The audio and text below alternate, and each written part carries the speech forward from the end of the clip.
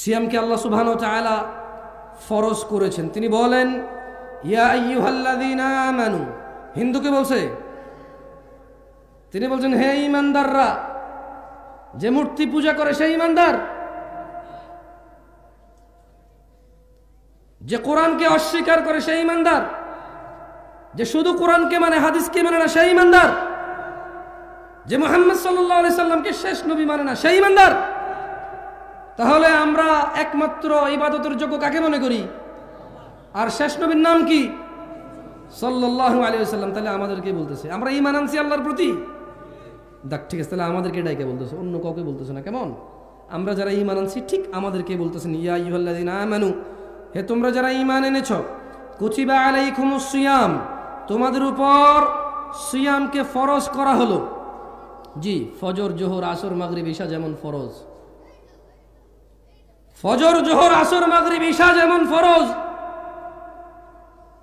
যাকাত দেওয়া যেমন ফরজ সমর্থবানের জন্য, হজ করা যেমন। আপনাদের এখন এইদিকে তো সবার উপরে মনে জাকাত টাকাত ফরজ হয়ে গেছে, কারণ 1 বিঘা জমি 3 লাখ টাকা বেচতে পারতেন না, ভাত খাইতে ভাত পাইতেন না। না আমি বলতেছি না, আমি মহারাজ, একটা উদাহরণ দিচ্ছি আর কি। এখন জমির শতক চলে 10 লাখ, 3 শতক বেচে 30 লাখ, স্বর্ণের ভরি 1 লাখ, 30 ভরি স্বর্ণ পাওয়া যায় ওদিয়া। যে টাকা ব্যাংকে রেখে দিয়েছেন ওই টাকা দিয়ে 30 ভরি স্বর্ণ পাওয়া যায়। দেখছেন আল্লাহ রিজিক কিভাবে দেয়? আল্লাহু ইয়াবসুতুর রিজক লিমান ইয়াশা ওয়া ইয়াকদির। আল্লাহ মানুষের রিজিক সম্প্রসারিত করে অথবা সংকুচিত কমায় দেয়, যার খুশি।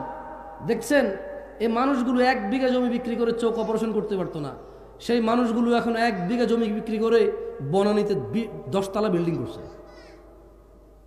আল্লাহ এত সম্পদ দিছে, তারপরেও ও 2 টাকা 5 টাকা তোলা ছাড়া মসজিদের ইমামের বেতন দিতে পারে না। এই লোকটা যার মায়ের জ্বর হয়েছিল, পাতলা পায়খানা হয়েছে, 50 মণ ধান বিক্রি করে ডাক্তার দেখাইতে পারে নাই, 2 বিঘা জমি বিক্রি করে ভালো চিকিৎসা করাইতে পারে নাই। শেষমেশ বাপ মরে যাওয়ার আগে 3 বিঘা 4 বিঘা জমি রেখে গেছিল। 1 শতক এখন রাস্তার পাশে 20 লাখ টাকা চলে। 33 শতকের দাম আসে 4 কোটি টাকা, 5 কোটি টাকা। ও কামলা খেত, ওর বাপে দিন মজুর ছিল, একটু জমি রেখে গেছে, ওই জমির দাম এখন 5 কোটি টাকা। তারপরেও নিজেকে একদম হাকির মনে করে, ছোট তুচ্ছ মনে করে, দান করতেও ভয় পায়।